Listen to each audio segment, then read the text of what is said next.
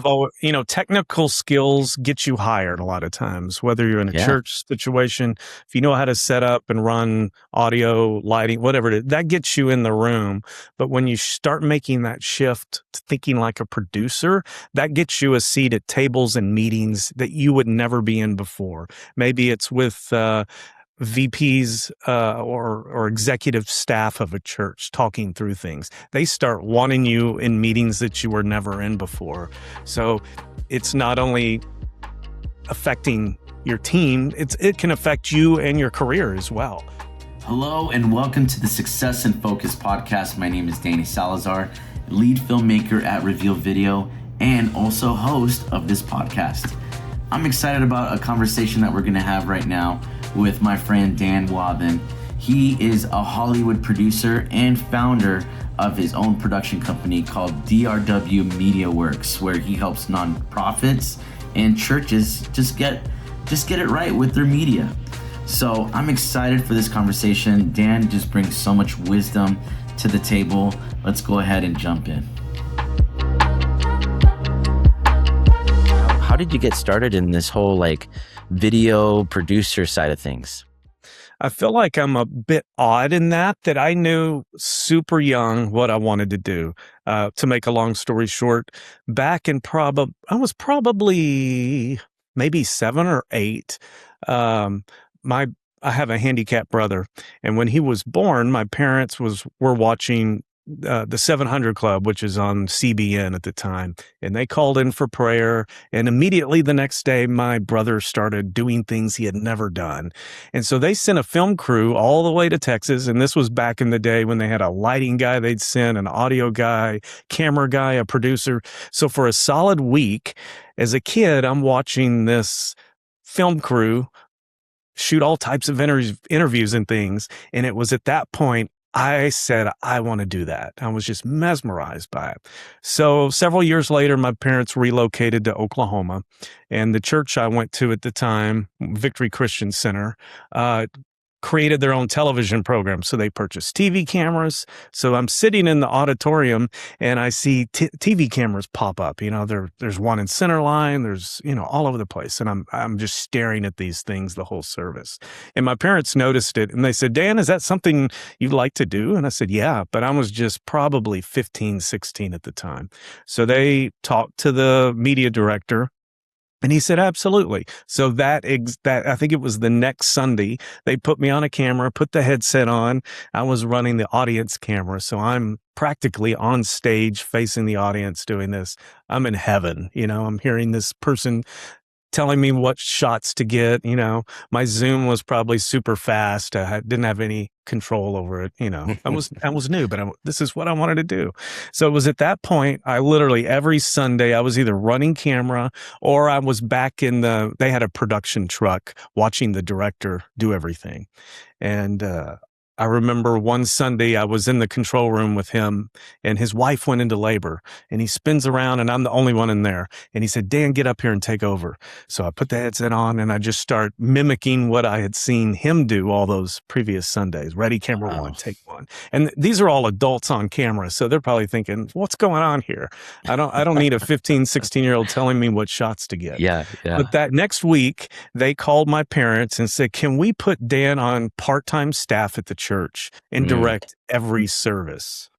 And this was back when you had a Wednesday night service, you had 2 or 3 Sunday morning, a Sunday night. So this became like a boot camp for directing, for everything, editing, how to wire cables, how to set up the cameras. And that's how I got into it. And literally from that point, I think legally I was 16 years old to get a paycheck. You had to be. And from that point, I have always had a check in media. How I get paid is through media. So I'm very grateful for it. From the teenage years in church, I went on to work for several large ministries that had television departments. So I produced and directed for their teams. And I also served on staff at 2 to 3 churches as their full-time media director. And it was about 14, 15 years ago that God just really put on my heart to relocate to the Los Angeles area. I had only visited here one time And I actually didn't really like the city. It wasn't that, hey, I want to move to this really nice place. I had come here for vacation with a friend, went home, and there was just something that dropped in my spirit that said, Dan, you're going to be moving there. Mm, And I just knew that I knew. So it took about 3 years for that to actually happen because it wasn't an easy thing. I had to sell my house, relocate, mhm. find another place. And but I just knew God wanted me here for some reason. So I stepped out of the full-time role of a church that I was in, and went to a freelance position. I was also helping churches. And it was there that I had met one of my mentors. He didn't even know he's a mentor to me, but I had read his books and listened to Yep. his CDs and things. It was Phil Cook, who, if you don't know Phil, he's kind of the Christian media guru at the time. So I took him out to lunch, and, I was in awe. Wow. Got to go in their office and everything. Took Yeah. him out to lunch and said, hey, I'm in town. If I can ever help you guys, let me know. So a few weeks, months passed, and he started bringing me in on some small projects with churches, reviewing their television programs. I would watch the show and type up notes for them. And then it just kind of merged into a part-time position, and then eventually a full-time position. So I was executive producer for his company, Cook Media Group, for a little over 11 years, Mm. running all projects, budgets, churches, a little bit of everything. And then transitioned a couple of years ago into my own company, DRW Media Works. That's my initials, Daniel Ray Wathan.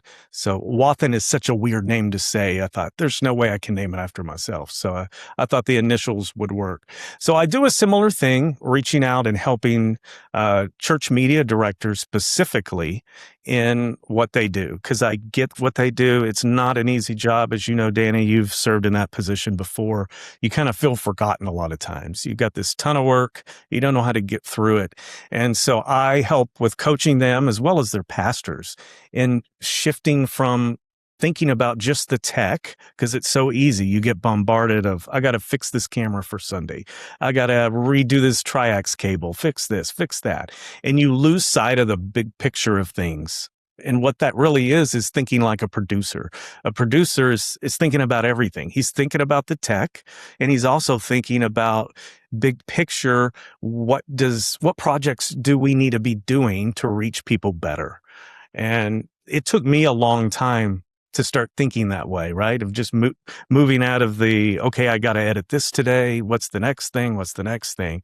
Into expanding my thinking to think like a producer, which really helps in all areas of your life, right? Yeah. And can you expound on that? Like, what does it mean to think like a producer? Because just like what you were saying, like I remember being so like bogged down, my head stuck on my computer doing the editing thing. But there came a point where I had to break out and grow. So what does that mean to like think like a producer versus just an editor or just a technical director on Sunday? So a technician focuses on tasks, right? I have to do this today. I need to edit the video announcements. I need to set up cameras for Sunday, for Wednesday night. Maybe the children's ministry need a TV setup. These are tasks. These are yes, they're important, right? I'm not saying they're not important, but producers are focusing on what's the outcome of things, right? It's yes, you're still looking at the task, but you've broadened it out into what's the outcomes. Let's say the pastor gives you a video to edit, thinking about, okay, where is this going to be played at? Is it going to be in church? Is it on television? And how can we best produce something that's reaching those specific people? What do we want to say? Who are we going to interview for it? So instead of just going along with what everybody's given you, you ask questions, you push back a little bit, not in a bad way, but you ask questions to really determine what the outcome is going to be of the piece. So a producer is living between the vision and execution of things, right? And a lot of times, maybe you're not the head person in your department. Maybe you're just an editor. But if you notice, probably your boss or whoever that person is above you, they're thinking about that vision and the execution, probably more than you are, right? And so start watching and listening and how they're reacting to things. Maybe you're not in that producer position today, but you can still learn a lot by watching, right? Producers think about people. They're thinking about budgets, Mm. timelines, who the audience is, and really the mission of everything. Did it, Danny, in your position when you worked for churches, were you thinking of that automatically or did it come with time? Man, it came with time. So, like, the value that I brought to our department was just a fresh lens of creativity, of like creative ideas, creative films, and back in the day, depth of field, the shallow depth of field with the 5D Mark IIs were such a thing, and I brought that into our department, and it just blossomed. It was like, whoa, like we can do this and do that. Um, but I did hit a wall, where I was doing everything. Probably about maybe 5 years ago, I was working at another church, and uh, our communication director at the time, who's still a good friend of mine, he bluntly said that, hey, nobody cares about like the videos that you're making, and I'm like, yo, whoa, dude, like that's really mean, for you to say that. Like that hurts my heart, like I put so much blood and sweat into the projects that I do, right? Mhm. But he gave me more context, is that like you really need to create stories that are able to draw people in. Like you want to make sure that you craft your stories where you do understand the final output and really think about the strategy of your videos, right? So just like what you said, is that's putting that producer mindset, that producer hat on, of not just making pretty films. Pretty can take you so far, and artistic can take you so far, right?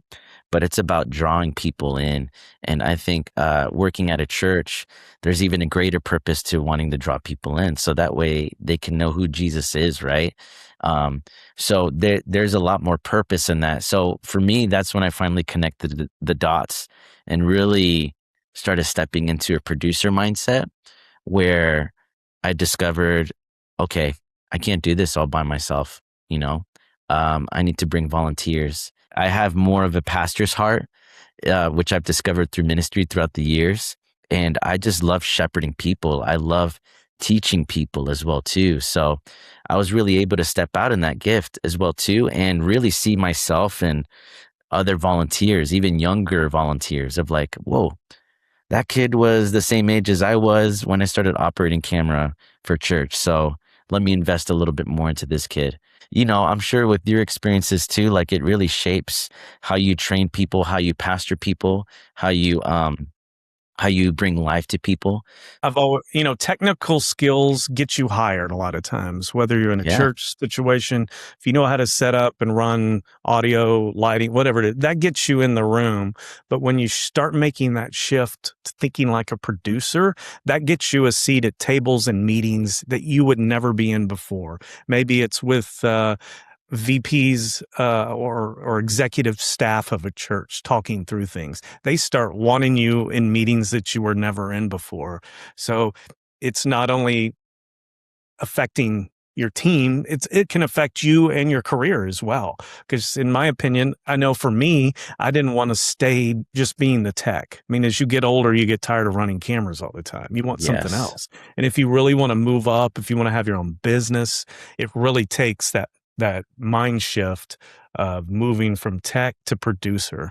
And church media prepared me for that. Even, having my own company now, it taught me everything, from leadership, like you say, working with volunteers, problem solving, communication, being resourceful with not a lot, right? I know a couple of the churches I worked for, man, we were lucky to just have an avid editor, a machine to edit on back in the day. And so much of the stuff I had to do myself. Oh yeah. So every Sunday was a deadline in the church world that prepared both of us really for what we're doing today. And that leads to my next question. So like why do these creative teams often struggle to communicate with leadership?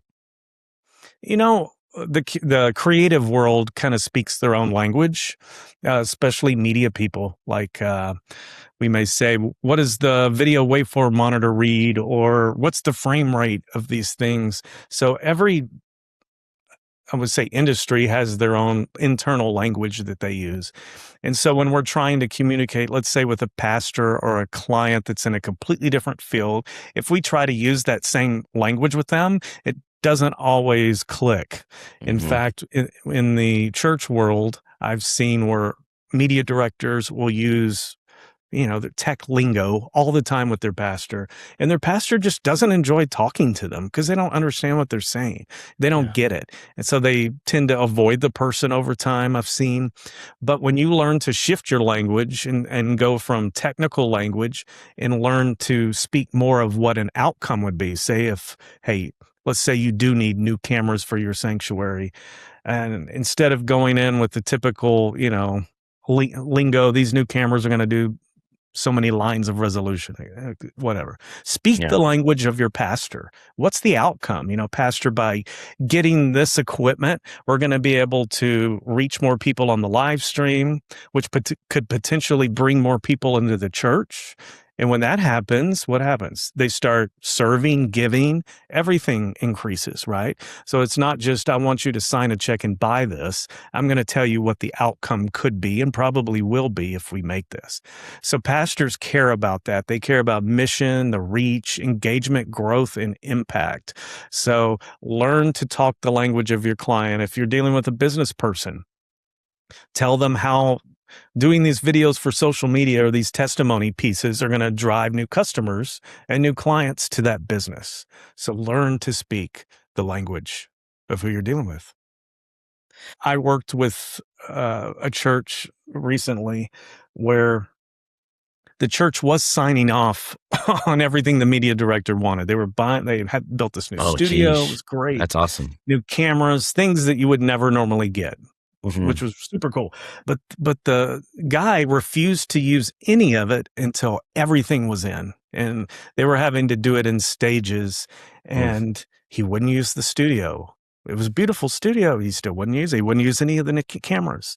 And eventually he lost his job because he still wanted more things, right? He's like, I need these things to actually use it. And the board and stuff got tired of writing checks because the way he framed it wasn't right. So that's one extreme of not doing it correctly, right?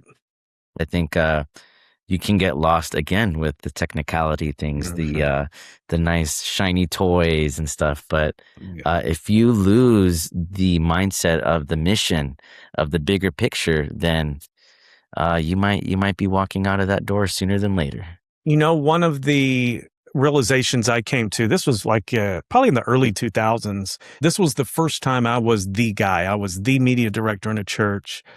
They paid me a good salary, moved out of state, took it. And the pastor told me, he said, I'm bringing you in for one main reason. I want you to take my television show national. I want you to do upgrades, whatever you got to do. So, okay, I can do that. I've worked in that before. And I think I had one or two part-time staff members. So I'm doing my thing. I knew the tech. A year went by, and it was actually my birthday. And the pastor called me into the office, said, sit down. And I thought he was going to say, happy birthday, Dan. No. He said, Dan, I hired you for one reason, and that hasn't happened. You have not done what I hired you to do. And I thought he was going to fire me right there. He didn't. And I was crushed. I was devastated. I had never been told that, or I felt like I disappointed someone. And I walked out of that room, I think I was in my 30s and maybe early 20s. I don't remember. But I remember calling my family and saying, I got to find another job. This isn't working. I was out. And my mom called her pastor, different city, and that pastor called me and he talked to me and he said, I'm going to send you some books and tapes. And it was actually John Maxwell material. And this was back when John was just kind of getting popular. So he sent me these books about leadership and all, CD of the month club, all this stuff. And I started listening to it and I learned that I don't have to be the one that does everything. Cause I always felt if I was hired to do something, I would look bad if I actually called someone else and brought them in to help or anything. But I learned that was actually what you're supposed to do. I wasn't supposed to do everything myself. And that was a huge shift in my life. And, fast forward a few months, we went on national television. I stayed there for 3 years, loved the job, didn't want to leave. It was a great experience. But that was a huge shift for me of leadership and utilizing your team. And you don't have to do everything. You're not the guy. Build a Yeah. team around you that can do great things. That's awesome. And that leads perfectly to our next question. How do you avoid burnout and how do you learn to equip others? I know uh we all have our horror stories. If you work in a ministry, man, we all have our, those stories that we can reflect on, but I'd like to hear your take on it, Dan. It's not an easy question to answer, and I don't think there's one particular thing you can do, but you have to pace yourself. In the church world, it's strange because your pastor is your pastor and he's also your boss.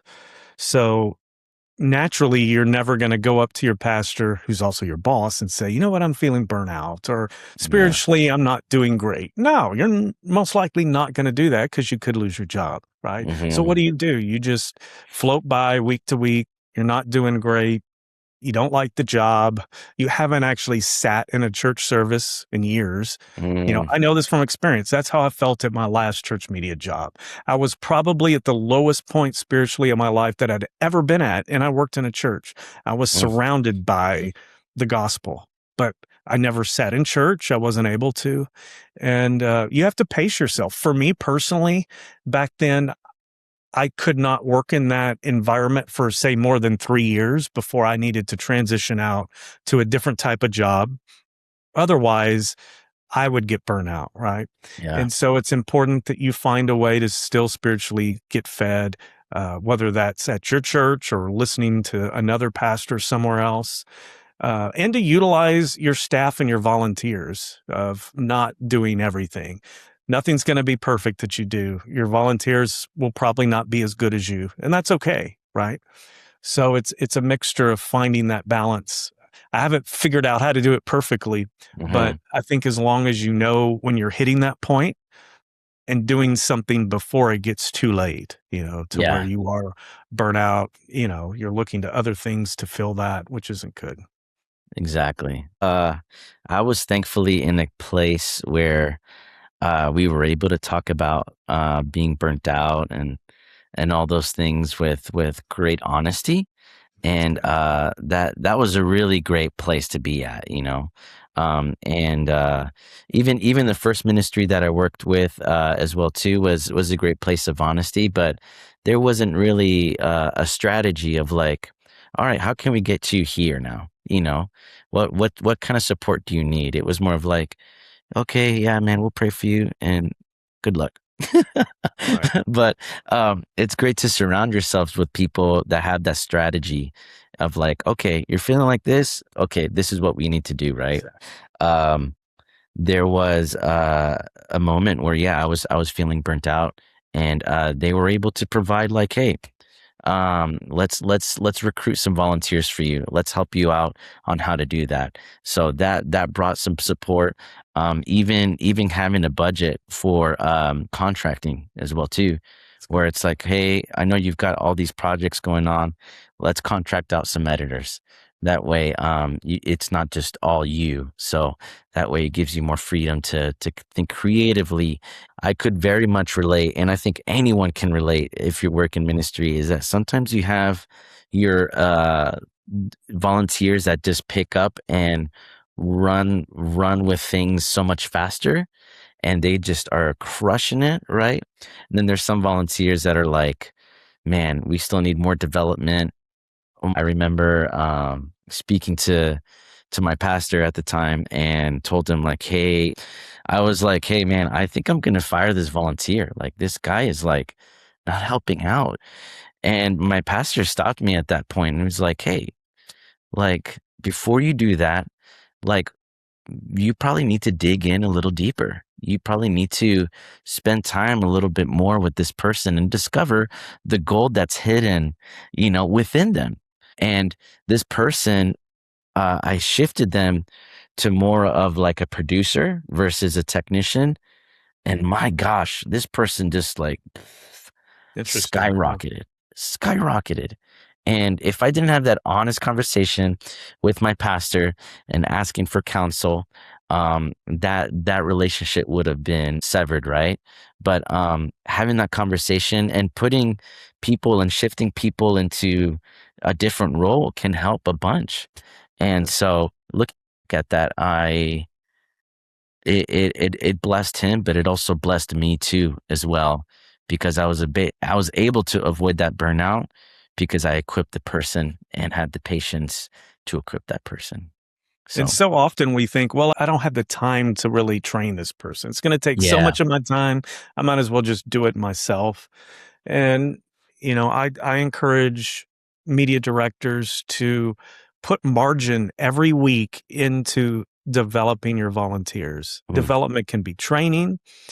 It can be taking one of your volunteers out to lunch privately once a month. That's huge. Oh my gosh. Still to this day, I get old, volunteers I used to have over the years thank me or remember that when I took them out to lunch or gave them a call. I didn't want anything from them. I wasn't asking them to run camera this Sunday because someone didn't show up. But those little things are so big to people that they will be there for you when you need them. So when you do those little investments, and you have to make the margin, otherwise you will never have the time. Yeah, that was something that took me longer than it should to learn, because I mhm, ended up just doing things myself because I could do it fast. But I right. cheated a lot of people out of serving or learning a new skill. Exactly. I know it's very cliche to say this, right? But more is caught than is taught, right? Right. But so I think it finally clicked in for me when I was actually seeing my comms director live it out, or, that pastor who I had that conversation with living it out, spending that time with people, having those coffee appointments, Mhm. having those debriefs, where they were difficult debriefs, but it was shaped in a way where we were pastoring people. I think that that's the strategy. Exactly what you said is like, how are you spending time with your people, outside of church, on Sundays or Saturdays, right? There's so much pressure, and you're so focused on what you're doing, but how are you pastoring your people outside of that time? Right. It's so, so, so crucial. And when you do pastor them and you start developing in them, they become the leaders that you probably don't have. Maybe you don't have Yes. anybody on full or part-time staff under you, but I promise you, if you start finding the skills and the things that God's called them to do to help you, that it will make a world of difference. That could be someone that takes over scheduling for you, so you don't have to worry about it, right? Yeah. They're in charge of that because those little things weigh on you every week in your mind, right? Do I have enough camera ops? Are they going to show up Sunday? I mean, I lost a lot of sleep wondering if everybody was going to show up tomorrow morning. I'm sure you did too Yeah. back in the day. Yeah. What's interesting, something that I learned towards the end of my career with my last church was when you run a business, you want to interview your clients, right? Of like, Mhm. hey, like what can we do better? What did you like, and X, Y, and Z. And I realized, hey, why don't I do this with my volunteers as well? That way we can connect in a deeper level and some great feedback. That way we can be better in our department. And that was so helpful for me to have those conversations of literally asking a volunteer eye to eye and asking them, "Hey, so do you like what you do? Like, do you like serving here? Why do you like serving here?"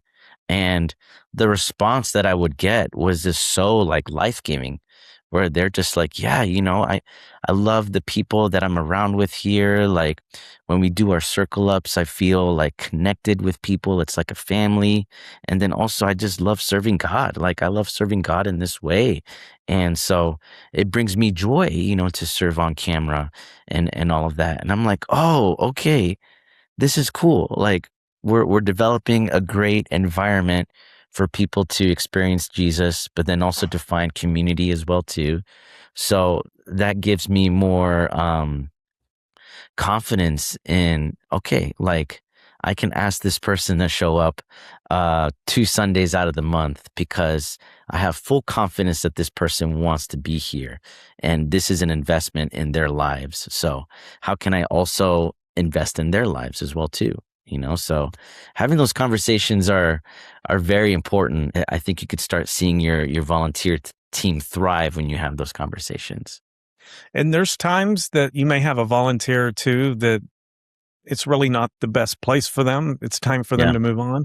I remember one time I was brought in at a church. I was the new media director. They replaced the former one. And a lot of my volunteers didn't like that. So I remember one of Mm, my very first Sundays, most of my control room staff made it very clear to me they didn't like me being there. mm, And anything I'd ask, they'd push back or they just wouldn't do it. Bring this mm. graphic up. They wouldn't do it. They're like, no, that's not how we do it here. And so Jeez. some of those people moved on. It was time, they Hmm. chose to go serve in another department. But then we became good friends, say a year later, they respected me more. But not everyone's going to follow you, especially if you're the new guy in the room. And that's okay. Yeah.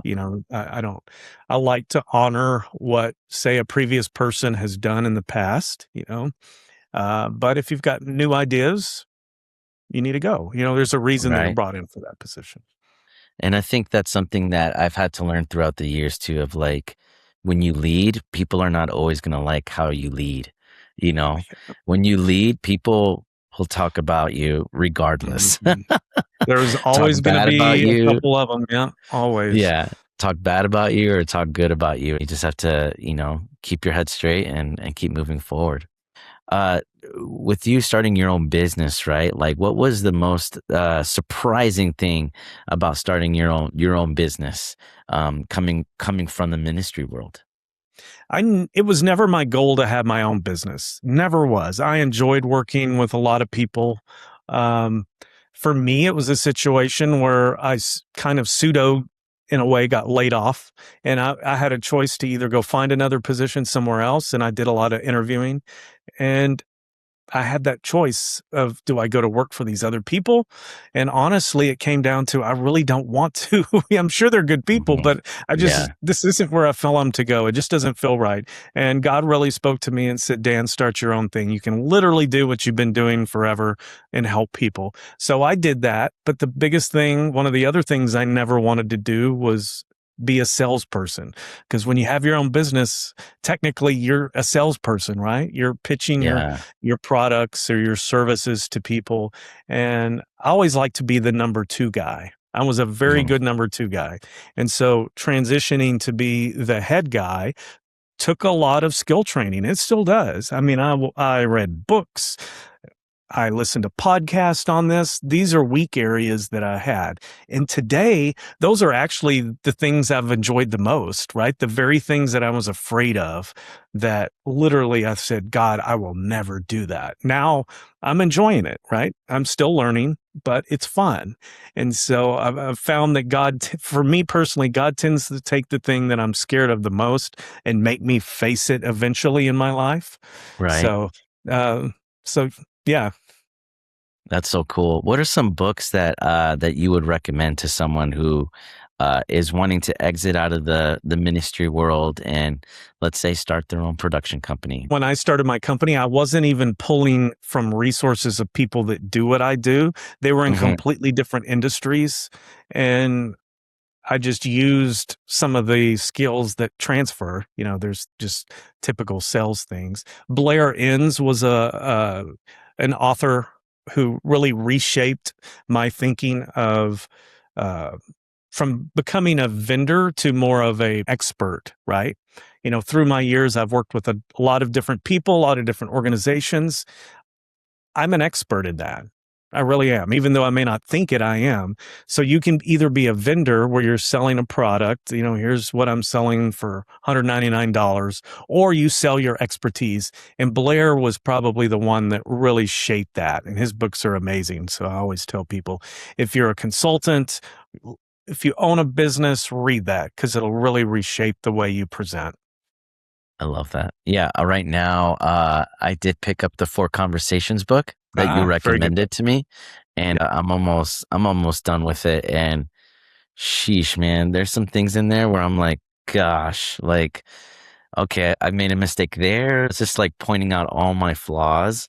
But geesh, it's so good. It's shaping me as well. And if you use AI at all, ChatGPT, I have an agent that I've programmed with his theories into it. So anytime Mm, it's a sales thing, I can ask it questions and it will filter a response back through his thoughts. You can put somebody else in there if you like, but it's amazing um, how you can learn from it. And it'll tell you, hey, you should have done this instead. You shouldn't have done that. Try this mm, next time. It's very helpful. wow. That's super, super helpful. I think being a technician is very much that vendor mindset of like, tell me Yes. what to do, I'll make it for you. Done deal, boom, right?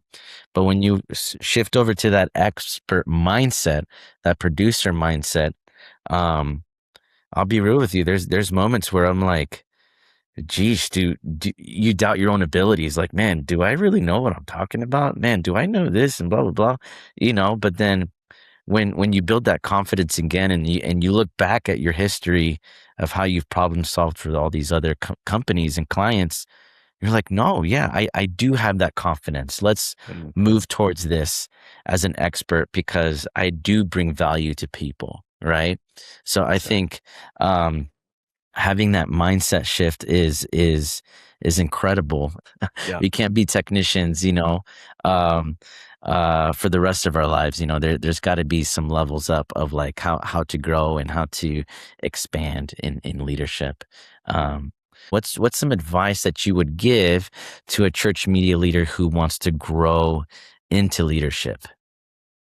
Get out of the bubble you're in because when I say get out of it, expand your view out of your church bubble because every day you're going to get busy. Sunday's always going to come around on the bend. Yes. But if you don't intentionally look for, let's say, conferences to go to, and I'm not talking tech conferences like NAB. NAB is great, but that's not necessarily going to take you to the next level. Find Hmm. conferences that are going to grow your leadership, working with volunteers. So you have to start thinking differently. And I promise you, if you do this, if you start meeting other people who are doing what you're doing, they're thinking differently, you're going to start to grow. You're actually going to start Yes. getting more excited about the job you're in. If you've been there for maybe 3 years, you're burnout, you think you've hit the ceiling on your growth. No, I think there's more growth that you can do, right? I've seen church media leaders move up from maybe they're just the media director where they've been promoted to creative director, executive pastor, if they want to go that route. There's many places you can grow and many places within the church if you want to do that. You don't just have to stay being a to-do guy, an editor. There's nothing wrong with that. And there's Hmm. different seasons in our life where God has us in there. I Yeah. remember I used to love editing and that was my thing, and then God moved me into maybe a little bit more leadership where no, I didn't enjoy editing like I used to. I can still do it, but it's not my thing anymore. Or running Mhm. camera, right? I used to do that. Now, hey, there's people that can do it better than me. I'm going to let them do it and I'll be the producer on it. So Exactly. look at those shifts through life and that's natural to do Hmm. that. So true. Um, I would advocate for church media directors to move into those pastoral roles as well too, because I feel that if you're able to, let's say, bulk up your pastoral team and someone who has technical knowledge of how things run and how things run in production, my Mhm. gosh, like that would bring so much value to the church because you have someone that has that experience, that technical experience. That way, the Sure. communication could be better, of Mhm. like, yeah, I can communicate this technical stuff, but into a far greater mission. Like, what does it look like in the mission of the church that we're trying to do? I know Sure. for me personally, I'm vouching it personally because one of my pastors was that person, someone who had Mhm. that technical That's ability, cool. someone that was on the ground of like set up, tear down church back in the day, all the way to like scenic design, all the way to like lighting design, like all these areas where as an early church, you're doing these little things here and there to fill in the gaps, and he became someone who was our executive pastor at the time, and really really vouched for us and really understood, like, our point of view of things. Right. Dan, is there anything else that I've missed? I'd love to have you tell us where we can find you. Absolutely. I host a podcast as well called the Producer Seat Podcast, where we're talking about this very stuff, helping church media leaders think like producers. You can find it on YouTube. YouTube is DRW Media Works. You can find me there. And then the Producer Seat is on your favorite audio platform. You can find there as well. And if you're looking for maybe media coaching, maybe you're in a church and you want to rise up to that next level, I'd love to talk to you and help you. And you can go to my website to find that, drwmediaworks.com. That's awesome. Yes. And I totally recommend Dan for anyone who is struggling in their department at church. Dan is someone who has brought so much value to me personally, and so much value to other organizations as well. So Dan, thanks so much, man, for your time. Any last minute things that you would like to say before we close our time together? Whatever you happen to be doing, whatever position you're in, you're not stuck there for life. Take advantage of where you're at today. God has you, I believe, where you're at right now for a purpose. Otherwise, I don't think you'd be there. So ask God, hey, what is it that I can do? Maybe I need to start looking at things differently. Maybe I need to move. Instead of my eyes being down at the technical side, maybe I need to lift them up and see the big picture. How can I contribute to the big picture? So don't see yourself as just the tech. God has more inside of you than you might realize. So find that and start thinking differently. Come on. Awesome. Thanks so much, Dan. I appreciate your time, man. Thank you. Well, hey, thanks for tuning in to the episode. If you want to know a little bit more about Dan, check out drwmediaworks.com. and you're going to discover more about his podcast that he has called The Producer Seat.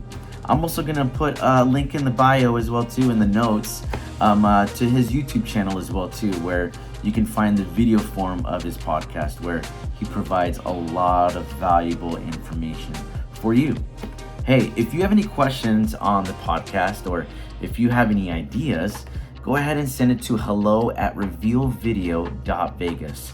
Again, that's hello@revealvideo.vegas. Thanks for tuning in. And if this was helpful for you, go ahead and share it with a friend. Alrighty, we'll see you soon.